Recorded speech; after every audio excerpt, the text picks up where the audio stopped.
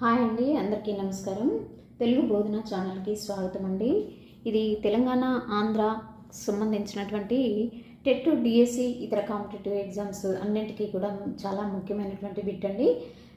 ముందు వీడియోలో సంధుల గురించి చెప్పాను. అంటే సంధి పదాలు విడదీయడము, కలపడము, సంధి పేరు రాయడము అలాంటివి చిన్న వీడియో పెట్టానండి. ఇప్పుడు సమాసాలు. మరి ఇందులో అంటే ఇది 10th క్లాస్కి సంబంధించిన తెలంగాణ టెక్స్ట్ బుక్ సంబంధించినటువంటి బిట్స్ అండి. కానీ ఇది గ్రామర్ పార్ట్ కాబట్టి ఆంధ్ర టెట్ డిఎస్సి కూడా ఉపయోగపడుతుంది. అంటే ఎలా విడదీయాలి, ఎలా సమాసం అంటే ఏంటి, ఏ సమాసము అనే దాని గురించి ఇస్తున్నాను కాబట్టి ఇతర కాంపిటేటివ్ ఎగ్జామ్స్ అన్నింటికీ కూడా చాలా ఉపయోగకరంగా ఉంటుందండి. తప్పకుండా స్కిప్ చేయకుండా వినండి. ఫస్ట్ టైం వినేటువంటి వాళ్ళైతే సబ్స్క్రైబ్ చేసి పక్కనే ఉన్న బెల్ బటన్ ప్రెస్ చేసి ఆల్ అనే బటన్ నొక్కండి. మీకు నేను చేసే ప్రతి ఒక్క వీడియో కూడా నోటిఫికేషన్ రూపంలో అందుతుంది. తప్పకుండా తెలుగులో ఎలాంటి బిట్స్ కావాలన్నా కూడా మీరు కామెంట్ సెక్షన్లో తెలియజేయండి. నేను వెంటనే ఆన్సర్ తెలియజెప్పడానికి ప్రయత్నం చేస్తాను తప్పకుండా. మరి ఇది సమాసాల గురించి చెప్తున్నానండి.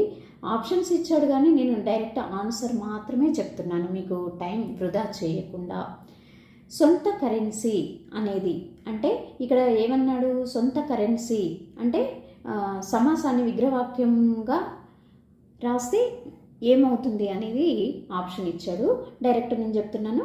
సొంతదైన కరెన్సీ అనేది వస్తుందండి. అయినా అనేది వస్తుంది కాబట్టి విశేషణ పూర్వపద కర్మధారయ సమాసం. ఆదాన ప్రధానాలు ఇక్కడ అనేది ఏ సమాసం అని అంటున్నాడు. ఆదాన ప్రధానాలు రెండు ఉన్నాయి, రెండు పదాలు ఉన్నాయి కాబట్టి ఇక్కడ ద్వంద్వ సమాసం. ఈ బంగారు వస్తువు 1000 రూపాయలు ఉంటుంది. ఇక్కడ ఏమన్నాడు అంటే ఇందులోని ద్విగు సమాస పదం ఏది అన్నాడు. ద్విగు సమాసము అంటే ఏంటి, సంఖ్యాపూర్వకం సంఖ్యావాచకం ద్విగు కదండి. 1000 రూపాయలు అనేది ద్విగు సమాసానికి సంబంధించినటువంటిది. తెలుగు సాహిత్యం అనే దానిలో గల సమాసం ఏది, తెలుగు అనేది సాహిత్యం అనేది వస్తుందండి. సప్తమి తత్పురుష సమాసం. ఇందుకు విభక్తులు ప్రత్యయాలు రావాలండి. వస్తే తప్పకుండా సమాసం చాలా ఈజీ అవుతుంది.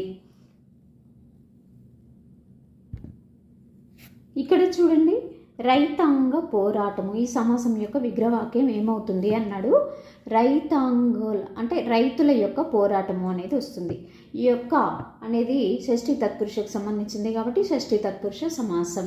కిన్కున్ యొక్క లోపలన వస్తుంది చూడండి విభక్తి ప్రత్యయాల్లో.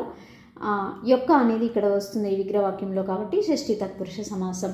ఉన్నత శిఖరాలు అనే సమాసం యొక్క విగ్రహవాక్యం ఇది.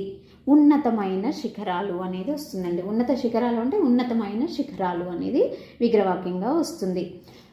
కుల మతాలు ఏ సమాసం, కులము మరియు మతము ఇక్కడనే క్లియర్గా తెలుస్తుంది. రెండు పదాలు ఉన్నాయి కాబట్టి ద్వంద్వ సమాసం.